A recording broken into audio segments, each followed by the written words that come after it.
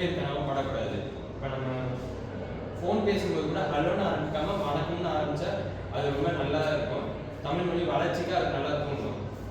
ஏன்னா ஆரம்பிக்கும் போதே தமிழில் ஆரம்பிக்கும் போது நமக்கு ஒரு இன்ஸ்பிரேஷனாக இருக்கும்.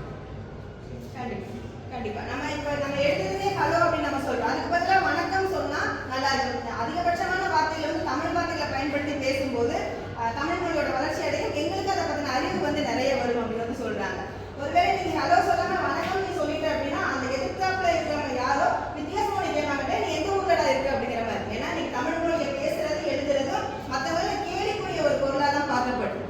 ரொம்ப தமிழ்லயே பேசியது அப்படின்னா ஏன்டா இப்படி பேசுற, உனக்கு என்னடா வச்சு அப்படிங்கிற அளவுக்கு தான் நீங்க போய்கிட்டு. அப்ப தான் சுத்த தமிழ்ல பேசினாலே நீங்க அவங்க வந்து ஒரு கேள்விக்குரிய பொருளா பார்க்கக்கூடிய நிலைமையில இருந்து மாறியாச்சு அப்படின்னா தமிழ் மொழி வளர்ச்சி அடையும். நீங்கள் ரொம்ப எளிமையா தமிழ் கற்றுக்கணும். ரொம்ப சந்தோஷமா இருக்கு இந்த பாயிண்ட் சொன்னது. கை தட்டலாம். வந்து தமிழை எழுதுறதுக்கோ இல்லை பேசுறதுக்கோ வந்து தயக்கப்படுறதுக்கான ஒரு முக்கியமான ரீசன் வந்து என்னன்னா, நம்ம என்ன நினைக்கிறோங்கிறத வந்து சரியான வார்த்தையை வச்சு அதை நம்மளால வந்து எக்ஸ்பிளைன் பண்றதுக்கோ இல்லை நம்ம என்ன நினைக்கிறோங்கிறத சரியா சொல்லவோ நம்மளால முடியாம இருக்கு.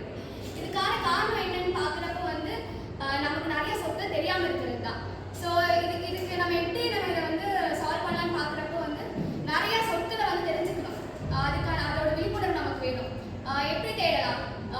நம்ம கூகுள் இருக்கு, நம்ம டிக்ஷனரி யூஸ் பண்ணிக்கலாம். இந்த மாதிரி பல தளங்கள் யூஸ் பண்ணி நம்ம வந்து ஒவ்வொரு விஷயம் நிறைய சொற்கள் வந்து நம்ம கற்றுக்கலாம்.